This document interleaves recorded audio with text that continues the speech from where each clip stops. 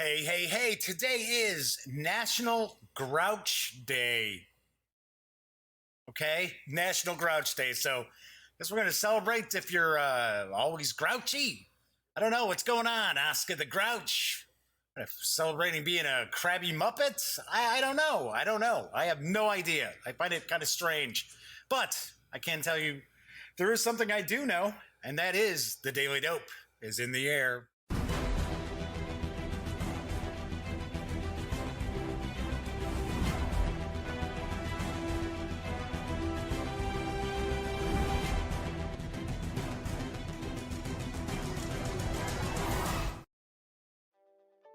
Howdy, howdy, howdy, gang. Yes, I'm Jeff McAleer, back once again as your host here at The Daily Dope, presented by thegaminggang.com.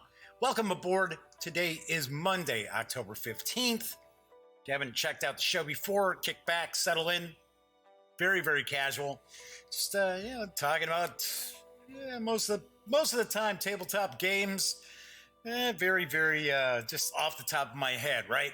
So, do you want to mention this is a live stream? I know a vast majority of people do catch the show after the fact because I stream in the afternoon, but chat is available on YouTube.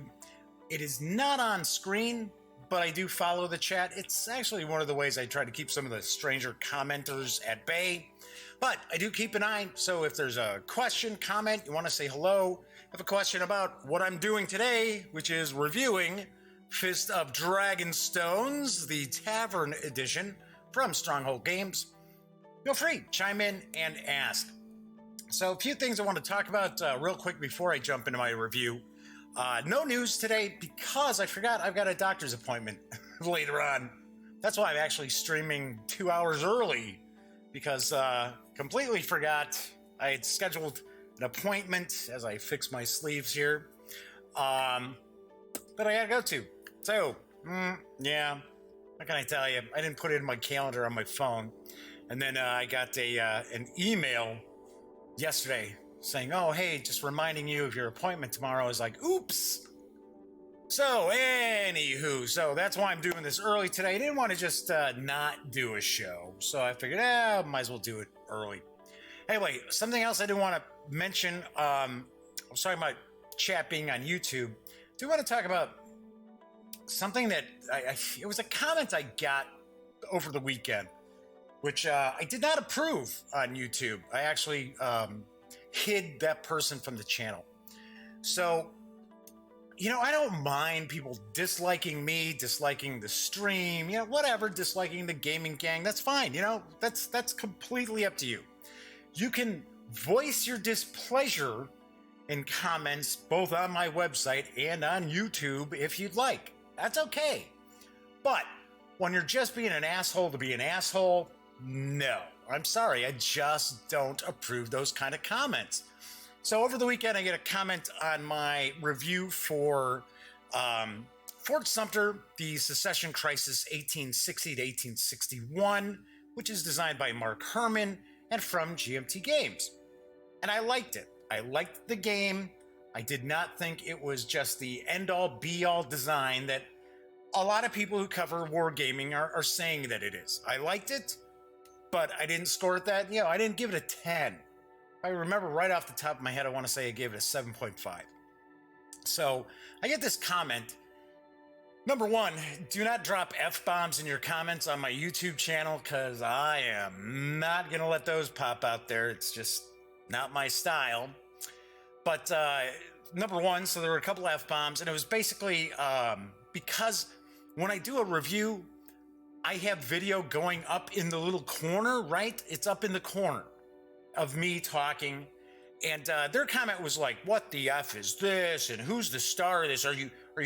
Is the game the feature or are you the feature? Do you have that big of an ego or do you need people to pat you on the back? But just went on and on.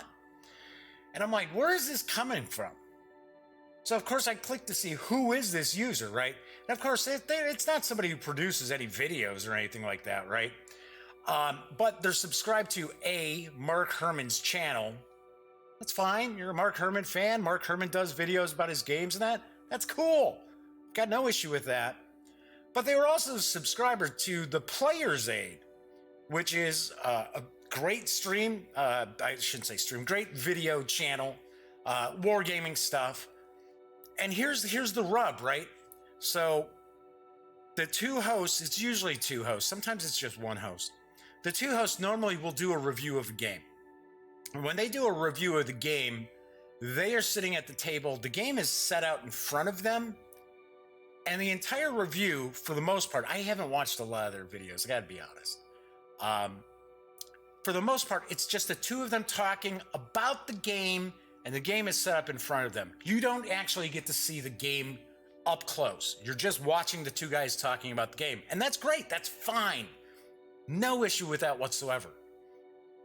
But this idiot decides he's gonna put this really rude comment out there, like, oh, what's the deal? How come my face is up? You know, why am I, in the corner there? You know, oh, you got a big ego. When they subscribe to a channel that doesn't even show you the effing game when they're doing a review, which I show off the game when I do a review. I don't get it. And now I'm not knocking the way the Player's Aid does it. I'm just saying, I'm getting tired of some of these people who are just I don't know if they personally dislike me or something, but I get all these crazy emails from people. I get these weird comments from time to time on YouTube. Normally, most people, they don't comment at all. But most people, they're nice. Even if they disagree with me, they're usually nice about it. But, it's just, I'm getting more and more of these people who are just like, how do you survive in the world? I mean, obviously, it seems like you have no social skills whatsoever. Anyway, just wanted to float that out there. I mean, it's just getting to the point where, why do I bother doing this, really? Nobody's paying me to do this. I'm not sitting here. Somebody lately gave me a comment, which they emailed me and they said, oh, got that Patreon thing down at the bottom of your screen. What are you begging for money? And I'm thinking, I guarantee you go and visit Board Game Geek, and every year they spend an entire month begging for money. And it's, I got a little thing at the bottom of this screen here. It's like, get out of here. Anyway, see, there you go. National Grouch Day. I was grouchy there for a second. I have now celebrated National Grouch Day. Anywho, let's move on to some fun. So I am reviewing Fist of Dragonstones today. It is the Tavern Edition. So since there's no news today and that, I didn't put together a little slide with, the picture of the box and the website. It is from Stronghold Games. You can visit strongholdgames.com, obviously enough. I'm sure, come on, Stronghold Games needs absolutely no introduction to anybody checking out this video. So this is designed by Bruno Feduti and Michael Schacht. Schacht. My apologies if I'm mispronouncing that. The game is for 3 to 6 players, ages 8 and up. Plays in around 45 to 60 minutes, which is legitimate. That's pretty true. Fist of Dragonstones, the Tavern Edition, is available now, and it does carry an MSRP of $49.95. So let's pop on over to the other camera. Ooh, look, I'm up. Oh man, look, what kind of ego do I must have to be up there in the corner? Oh, see, there, the slide did pop up. Whatever. Wasn't set up correctly, and I remembered, oh, damn, I didn't remove the other slides from that little news piece there. So I was like, I won't do the slide. But unfortunately, it was in the rotation. So anyway, let's get on to the other camera like I've got it set up. See, I'm so busy being a Weisenheimer. All right, so I've got this kind of zoomed in. I'm going to talk about a little bit how to play the game, how to set up the game, and give you my final thoughts. So, Fist of Dragonstones is a reimagining of the original design from Bruno Feduti. So, Michael Schacht is actually one of the co-designers on this edition. So, this is set in the Stronghold Games Dragons and Flagons series, right? It's themed that way. So, I mean, if you play Dragons and Flagons, I think that's a title. It's not Flagons and Dragons, it's Dragons and Flagons. I have not played it, so that's why I'm like, yeah, I'm pretty sure it's Dragons and Flagons. if you play that game, really, it's just the skin for it. That's really basically what it is. Just kind of the skin of that Jeff Engelstein. I guess it's like the Engelstein family who designed that game. But anyway, there are a lot of changes as far as I understand from the original edition of Fist of Dragonstones for the Tavern Edition. So there are way more special character cards, which I'm going to show you those. There is a King's Favor token, which is it's like a hockey puck. It's not as heavy as a hockey puck. It's a little smaller than a hockey puck, but this is like it's serious. This is like, it's got a little heft to it. Thought that was kind of funny. So that is the King's Favor counter there, token there. And this is not necessarily an indicator of who's the first player. The King's Favor actually does play a part. There's also the King's Favor card, which I thought was kind of funny that they've included the card as well. So what's going on in this game is that it is a blind bidding game, and each of the players is trying to get 3 points. And we've got these little wooden blocks here to indicate every player is going to get one. It's going to indicate how many points you have. So you've got 1, 2, and 3. Of course, you're going to start off with none. And whoever's the first to get the 3 points is going to be the winner. So we've got those. Everybody's going to get a shield, a screen. I gotta say, really nice quality on the stock for this screen. Usually we see screens in here, they're kind of real cheesy and cheap. No, this is actually really nice. Nice and thick. The component quality of the game overall is really nice. Kind of stands out a little bit. It's got a little visual flash to it, I must say. I mean, granted, it's coins and Dragonstones and stuff like that. But, I mean, this could easily have been just counters that you punched out. So, gotta appreciate that. So, on the screen, we're going to actually see everything you really pretty much need to know about the rules of the game. So, we're going to have the character auctions, tied auctions, no bids. We've got a summary of the game round, and then we've got a breakdown of what are these symbols on these special character cards. What do they mean? So, that is, each player is going to get one of these. So then we've got the different coins. So we've got fairy gold. We've got gold. We've got silver. Then we've got a variety of different colors over here. So we've got kind of like special magic. We've got the black is going to be kind of the witch's magic, or I kept joking around, it's the witch's brew. And I'll talk about that in just a moment as well. Then we've got the different dragon stones. And these are basically the kind of stones that you see people put in the bottom of like aquariums or vases, stuff you see at the, like the local Michael's or craft store, things like that. But still, I mean, it's kind of nice. You got some heft to it. So we've got that. Only thing that I really have any kind of complaint on as far as like component quality, which isn't a big deal, is the draw bag. Which the funny thing is, you're supposed to start off the game and you put all the dragon stones into this draw bag, and then everybody's going to draw 4 random dragon stones from this bag. On occasion, you are going to see that you will be having to randomly select a dragonstone, but most of the time you're going to know what color dragonstone you're going to be taking. And kind of silly to have the draw bag, and the stones are supposed to stay in the draw bag. But the funny thing is, you're always constantly pulling stones out of them to take a look. To go, oh, I need a blue one. I need a red one. So you may just leave them out. And on that rare occasion that you got to actually pull one randomly, then toss them all in. But I mean, that happens really rarely. Then we also have these kind of wild dragon stones. There's 4 of these.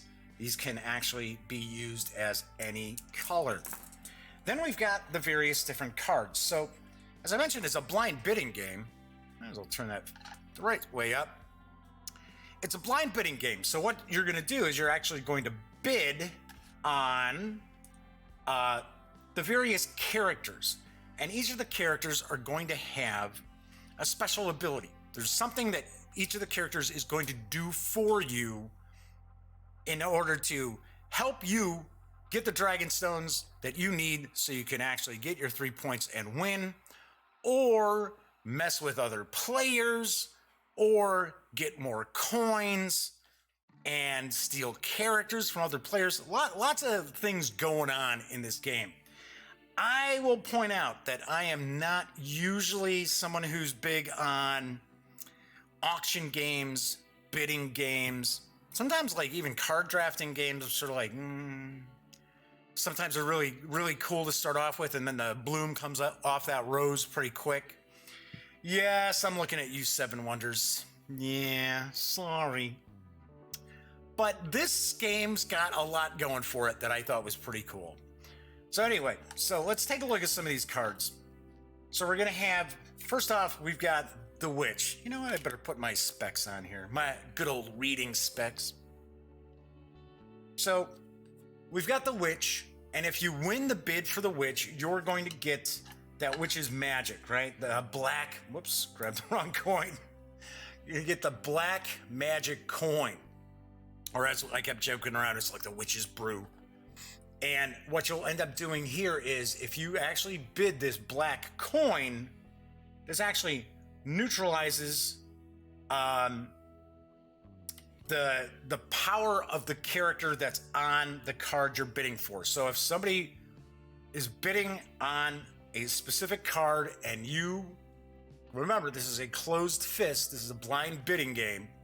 If you decide you're bidding this black magic, it's going to neutralize what that character does. So it basically just kind of goes, blocks it out. So this is actually the first card that gets auctioned. Then we've got standard cards. So we've got all these standard cards here. And these are actually going to get auctioned out every round. So we've got the red dragon, the blue dragon, the yellow dragon. All these dragons basically allow you, if you win that bid, you get to take one of their colored Dragonstones. Remember, the point of the game is not necessarily have a bunch of different characters, things like that. The gist of the game is first player to get the 3 points. Well, the sorcerer allows you to pay 4 identical Dragonstones to score yourself 2 points. Or if you get this and you don't have the 4 Dragonstones, you can take a gold coin from the bank. We got the Magician.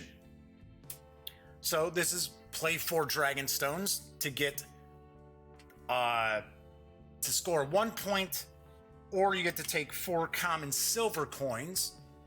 Then we've got the Wizard. Pay 3 Dragonstones, 1 of each color, and score 1 point, or take 3 silver coins, common silver coins, I should say. Then we got the Thief.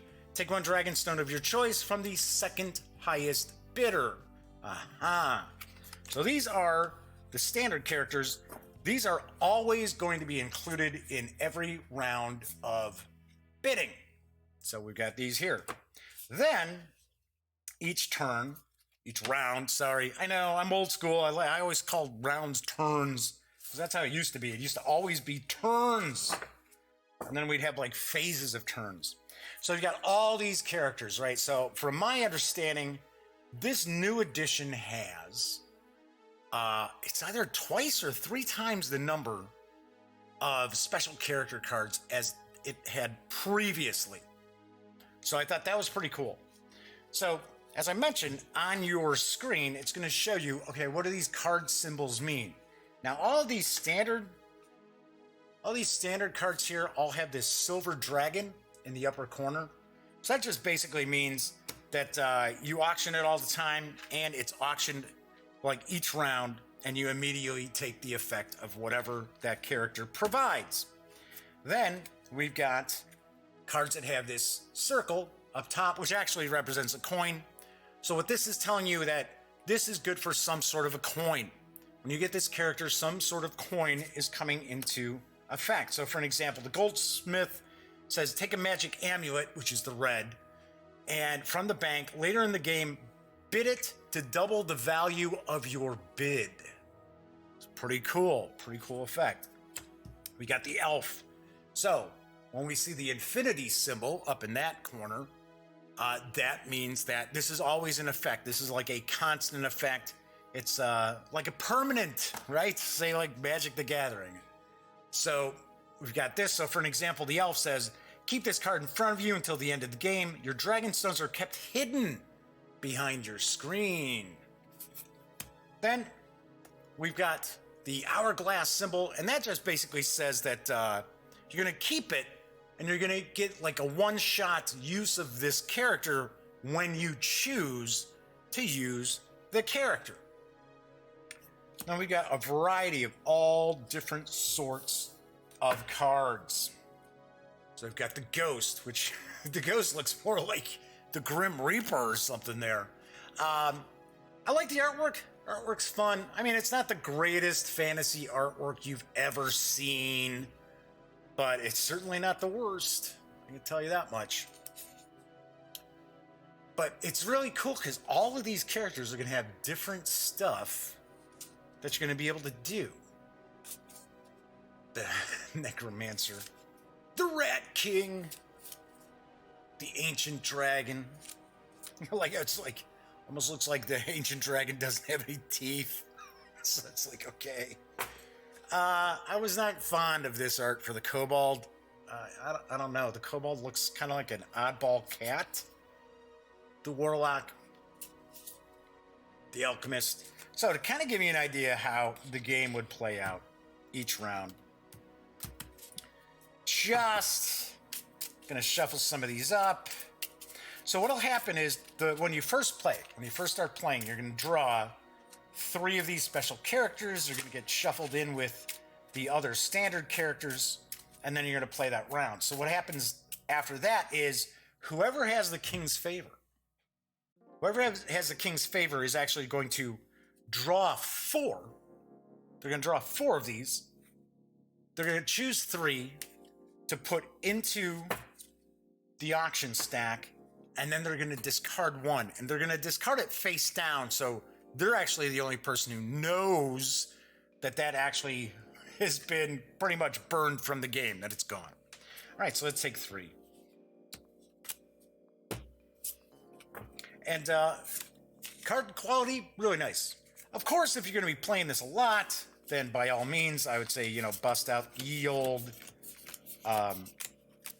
card sleeves to be able to play it. All right, we'll shuffle this up a little bit. Okay, so the Witch goes on top. King's Favor is going to go on the bottom. Each of the players are going to start off, and you're going to hide this. You're going to hide your coins, your stash of coins, behind your screen. Now, normally, your Dragonstone collection is going to go out in front of you, so anybody can see what's going on with your Dragonstones. So that way you can plan when you see, oh, this character is going to offer up a blue Dragonstone. I need one, I need a couple more Dragonstones here. I'm probably going to go for blue. Whereas other players might say, oh, hey, I see Jeff just needs to get some blue there, and he's going to be trying to score some points. You know what? I'm going to try to outbid him on this. Or maybe they're bluffing. And maybe I'm thinking, okay, well, I'm going to really have to bid a lot to get this, to get that other Dragonstone here on this blue card. And then you basically, wah. Or somebody's got the Witch, somebody's got the Witch black magic there. So I'm going to just plop that back down here. So you're going to start off, you got 9 of the fairy gold. You've got 2 gold. You've got 5 silver. This is regular silver. These gray are actually fairy silver. So what you'll do is we start off with the Witch. So let's say we got 3 players, right? So everybody's going to bid from their collection of coins here. Who wants to get that Witch to override one of the characters that's going to be in this So, in this deck. So I say, just for the heck of it, knowing that if I bid this gold will be gone. This gold will disappear. It will be gone. If I bid fairy gold, then whatever I bid in fairy gold will go in front of my screen and you get fairy gold back. Then you got silver. Silver is really only for doing tiebreakers, but that's a finite resource as well. So as an example, let's just say I go, yeah, I really want to get that witch. So I'm going to bid 3 fairy gold. I've got my, got them back. I take them from here and I've got it held out. Everybody's got theirs out. Everybody's got their bid and they go, okay, boom. All right, well, so let's say I've got the high. If I've got the high bid, then I'm going to get the witch. And I'm going to get that black magic token. Or coin, whatever you want to consider it. And then, this actually, this is done. This is finished. This is finished for the turn. Just put it off to the side. Finished for the round, I should say. And then I would have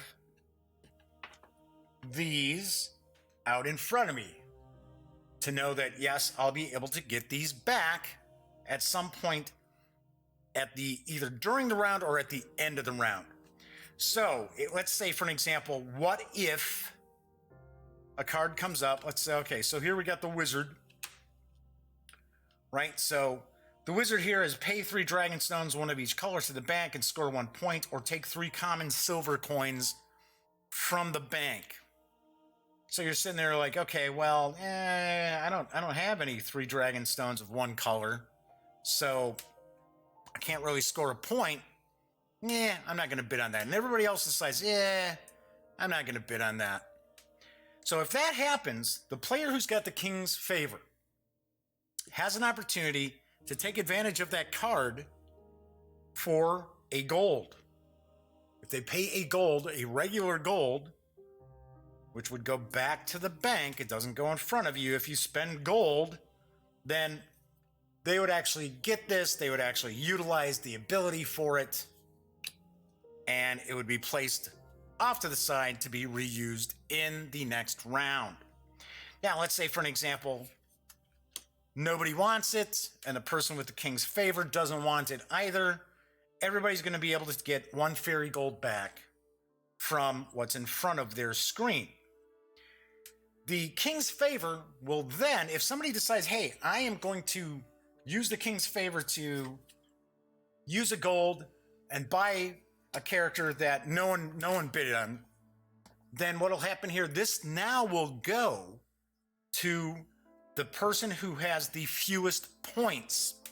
So let's say we're playing a 3-player game. We've got 1, none, and none. Let's say I've got the 1. I had the king's favor. Now I got to give the king's favor up. So the king's favor would go to the person with the fewest points. If it's a tie between more than 1 player, obviously enough, to be a tie, there's got to be more than 1 player.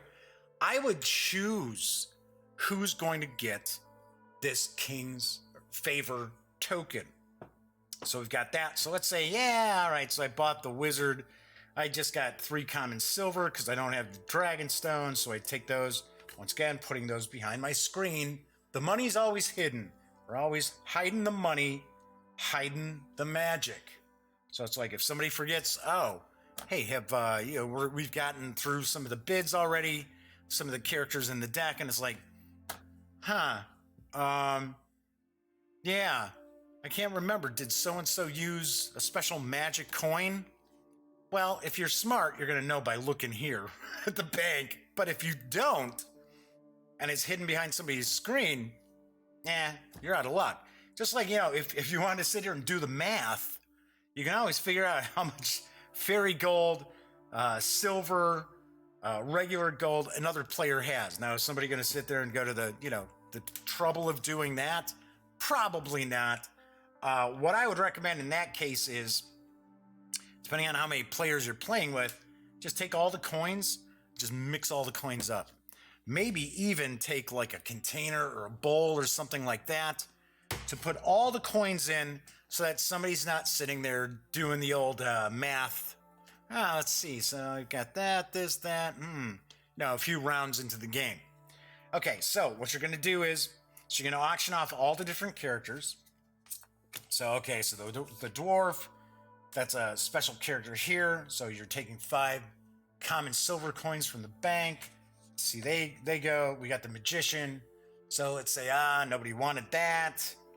So everybody would get to pull these back. So anyway, so you go through all these, right? So everybody's getting auctioned off. The elf would actually, whoever won it, would get it in front of them. We've got the sorcerer. We've got the generous dragon. So they would be put out of play once they were done. Red dragon.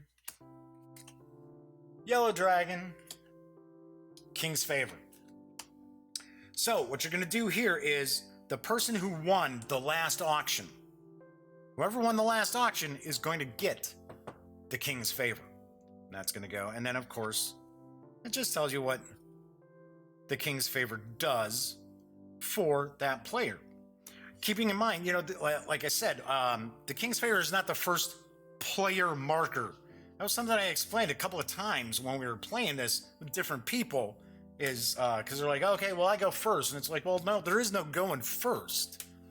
Everybody bids at the same time. So it's not like there's no, oh, okay, well, it's your phase, then your phase, my phase, your phase. No, it's everybody's bidding at the same time and then revealing their bids on the different characters. So you're going to continue doing that. So for an example, let's say that round was over.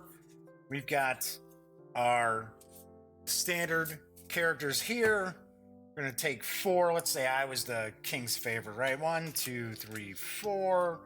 I get to take a look and say, let's see, what do I like? What do I see that it looks like, man, maybe my opponents need this, right? Or the doppelganger looks pretty cool. Maybe I want to have a chance to get that. We've got the fairy queen. We've got the white dragon. We've got the dwarven shaman.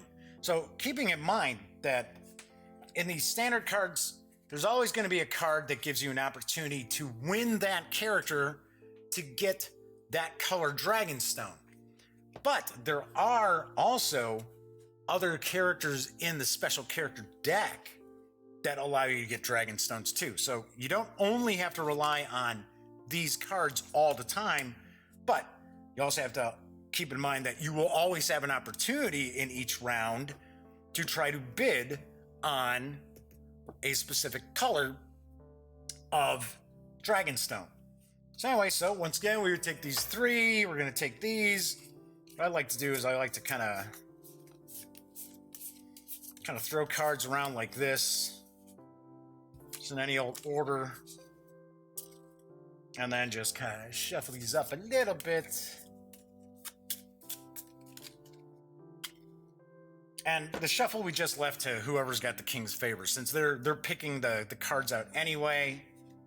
Did I take 4? I think I did take 4 of those special characters. All right, so let's pretend that was the one that I decided I wasn't going to use. Put it off to the side. All right, so that's not going to come up. So one thing that I will point out is that with the special characters, you're never going to see every single special character in a single game of Fist of Dragonstones, the Tavern Edition, simply because the game doesn't go that long. Gameplay, they say about 45 minutes to an hour. Yeah, I could see it going an hour, maybe a little bit more than an hour, especially when you first learn to play the game with 6 players. I did not play this with 6 players. I'm assuming that this probably scales fairly well with the 6 players. It stays within about that 60 minutes or just a touch over the 60 minutes with the full 6, just simply because it gets to the point where it's pretty quick. Once you get the whole gist of, oh, okay, well, I'm just taking coins and bidding coins, getting some of these back, having to cough these up and silver up, then it moves along pretty quick. Now, one thing I do want to mention that I forgot to point out is at the end of the round, or I should say, yeah, the game round, turn, whatever. Once you're done going through all the character auctions, I'll say it that way, right? Once you've gone through all the character auctions, whatever fairy gold you have left in front of your screen is going to be returned to you to put back behind your screen. So you always have the fairy gold coming back to you. So one of the players was like, "Hey, I don't really get the whole what's up with the fairy gold and the gold. I mean, what's the difference? Is the real gold worth more than the fairy gold?" And it's like, well, no, it's not. Really, that real gold is used mainly when you've got the king's favor and you're looking to nobody bid on something, so you're going to use the king's favor power to automatically take that character to win the bid for the character. That's really the difference between the fairy gold and the regular gold. The other big difference is when you spend the regular gold, it goes to the bank. When you spend fairy gold, the fairy gold goes outside of your screen. Anyway, so once you've been able to get characters where you can cash in Dragonstones and start scoring your points. So for an example, let's take 3 blue ones there. Let's say I just won the blue dragon. There we go. Let's say no, not the blue dragon. What am I thinking? The wizard. No, it's not the...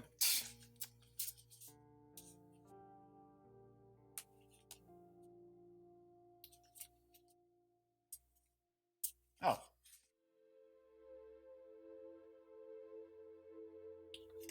I always forget which one of these characters do.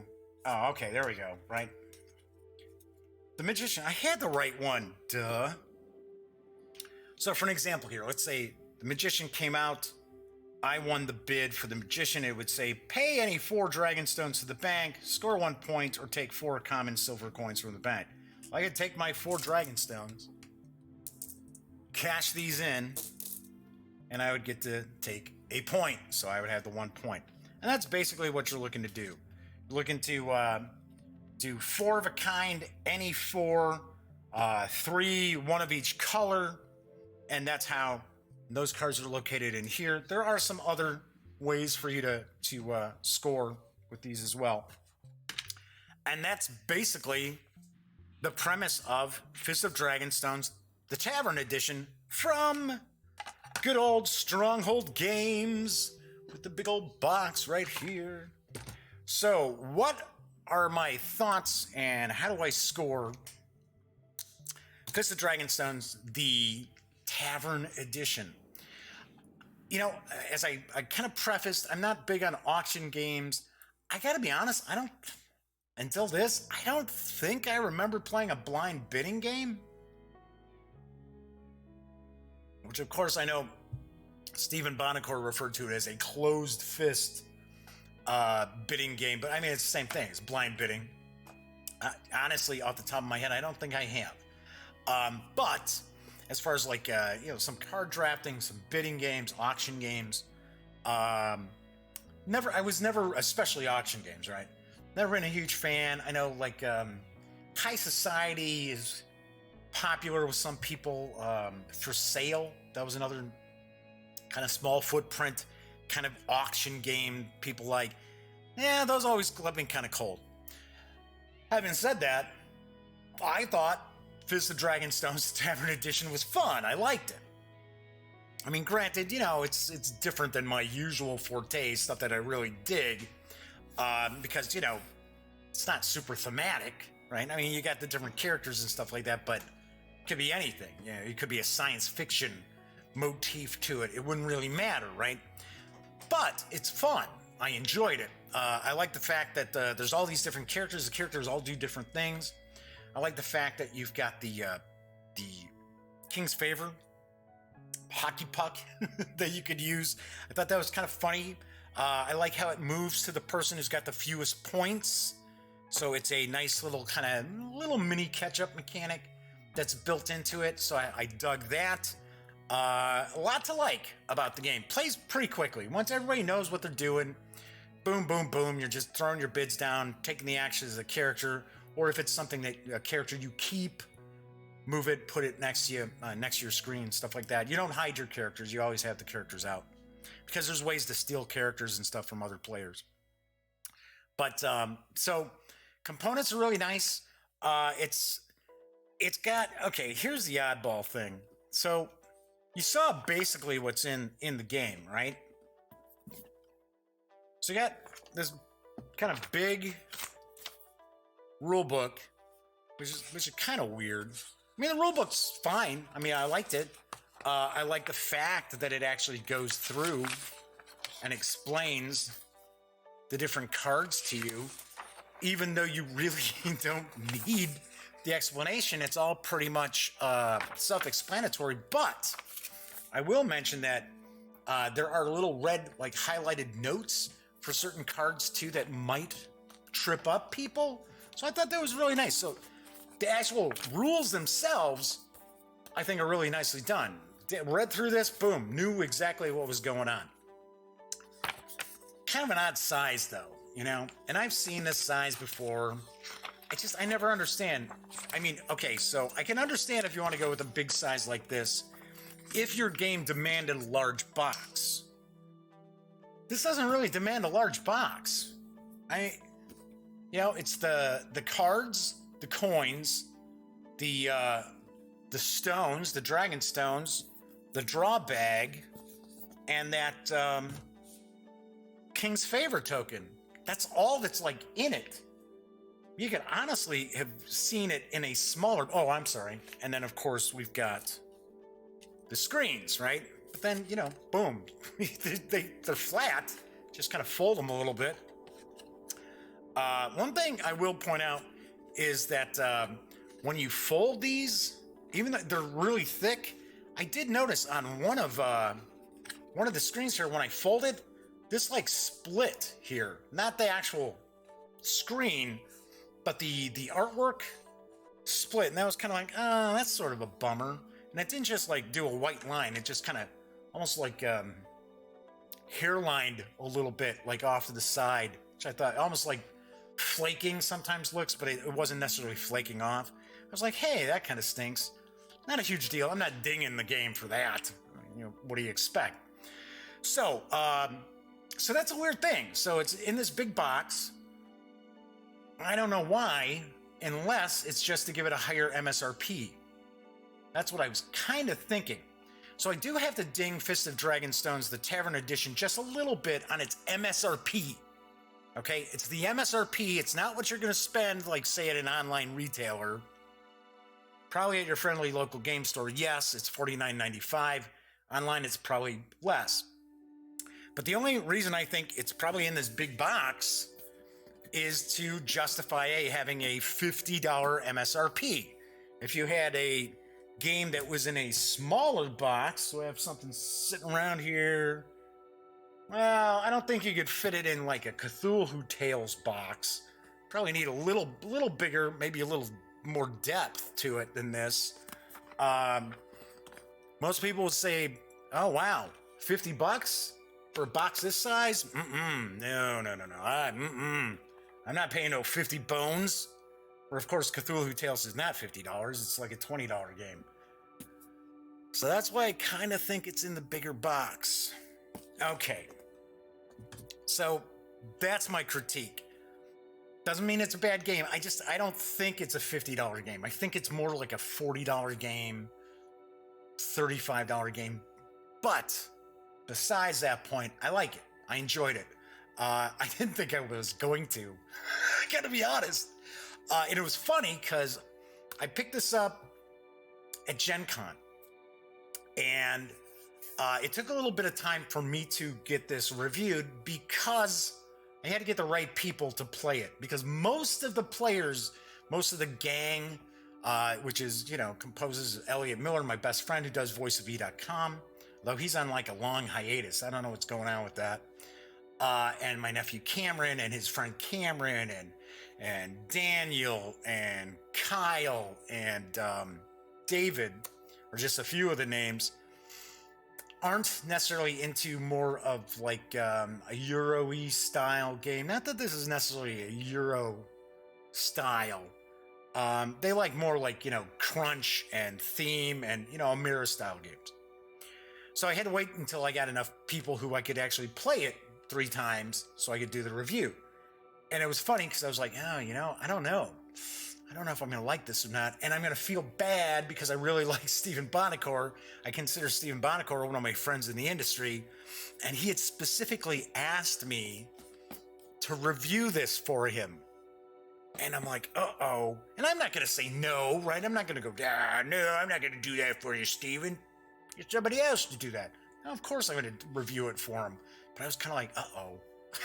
I'm like, I don't know. But then, thankfully, I played it and I did enjoy it. I think it's a very good game. I never played the original, so I can't really compare the two. I can tell you what I think is different is the King's Favor, I don't think was originally in the first edition. I don't think there's a different magic. Like you've got the purple magic, the red magic, you've got the witch with the black magic. I'm not sure if those were in there. And I do know that there are a lot more characters, a lot more character cards in this as well. That said, I can't tell you if there's so much of a difference between the 2 editions, where if you've got the first edition, which was designed by, I believe it was only designed by Bruno Fedudi, and comparing it to the Tavern Edition, which is from Mr. Fedudi and Michael Schacht. Sorry, Michael. I don't know. I can't tell you if it's like, oh, well, you should get the new edition because it's so much different, so much better. I couldn't tell you. But I did like it. And on a score of 1 to 10, I will definitely give Fist of Dragonstones, the Tavern Edition, a very solid 8.2 out of 10. I mean, it really does what it sets out to do. We really enjoyed it. It is a bit of rinse and repeat. It's a bidding game. What do you expect? And of course, if you're not into that, then you're probably not going to really enjoy it. Although you might be like me, be sitting there going, ooh, I don't know. Then play it and be like, oh, wow, this is a lot better than I thought it was going to be. All right, so that is it for today's show. Sorry for going a little early today. Sorry for kind of not having any news today and being a little grouchy about some of the commenters out there. Because I don't know. I don't know. It can be tough doing this sometimes because I've been covering the hobby. I'm in my 9th year with the Gaming Gang, running the Gaming Gang. We've always done like videos and podcasts at least and things like that. And it's, most people are like, fine. They, if they like it, they don't say anything. It's always, the person who's got to be negative or like just, go above and beyond being rude. That makes you sit there and go, why do I do this? So, anyway, before I wrap up, I should talk about what's coming up on the show this week. I'm doing a double dip for Stronghold Games. So, tomorrow's show, I'm going to review Noria. I am going to kind of talk a little bit how to play it and show off some of it and give it and review it. I am not going to go through like a full here's how to play like I sort of did with Fist of Dragonstones, the Tavern Edition, simply because there's a lot of stuff. This is it's a meaty game, and there's a lot of stuff to lay out on the table, and of course I'm not going to have the space to do that. So I will kind of touch on some things and give you the score. So that is on tomorrow's show. Then on Wednesday's show, it's War Game Wednesday. I will be, this was heavy. I'm going to be reviewing Armageddon War from the fine folks over at Flying Pig Games, my buddy Mark H. Walker and the gang over at Flying Pigs. So that'll be on Wednesday's show. Thursday, usually do RPGs on Thursday. I'm not going to get done reading the Vampire the Masquerade 5th edition rulebook by then. I know it. I've kind of gotten into it a little bit. What I might do, I might do something a little bit different. I'm not sure. I might either do a review of one of the PDFs that I've already finished going through, and maybe not a brand new game, but something that was kind of new to me, right? Or, I gotta be honest, I've been messing around with the Magic the Gathering Arena beta online, the new free-to-play version of Magic, and I'm really digging it. And it is free-to-play. It's not necessarily free to win all the time, but it is free to play, and they're throwing a lot of goodies at you. So I might actually do a review of that on Thursday if I don't have an RPG. Then on Friday, speaking of like card games, trading card games, right? I can't call the game here. I'm going to show you a collectible card game because that's trademarked, right? But what I might do on Friday's show is actually finally show off Warhammer Age of Sigmar Champions, the trading card game. I will actually open up a couple of the starter packs here.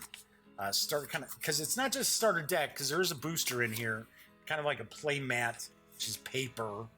Kind of talk about how to play and also review it. So we have been playing with two of the other decks, and I kept these already sealed so I can open these up and kind of show you what you get, and then show you a bit how to play and review that. So that's on Friday's show. All right, so that is it for today's show. I'm off to the doctor. I got to leave here probably in about 10 minutes, 8 minutes. Anywho, what I like to always say is when you're not watching videos on the Gaming Gang channel here on YouTube, be sure to visit thegaminggang.com for all the latest in gaming news, reviews, comics, movies, TV. You know the drill. Get your geek on at thegaminggang.com. Once again, I'm Jeff McAleer. Enjoy your Monday.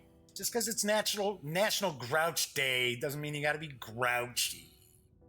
I will be back tomorrow, and as always, thank you very much for watching.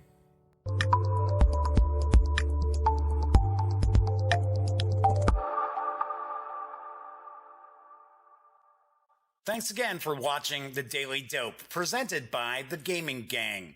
If you like this episode, be sure to give it a quick thumbs up. And if you dig the channel, please subscribe. If you'd like to check out our previous episode, click right here. And if you want to check out a somewhat randomly selected episode, give a click right down here. It'll be like opening a box of Cracker Jacks. You just don't know what you'll get. Once again, thanks for watching, and I'm Jeff McAleer.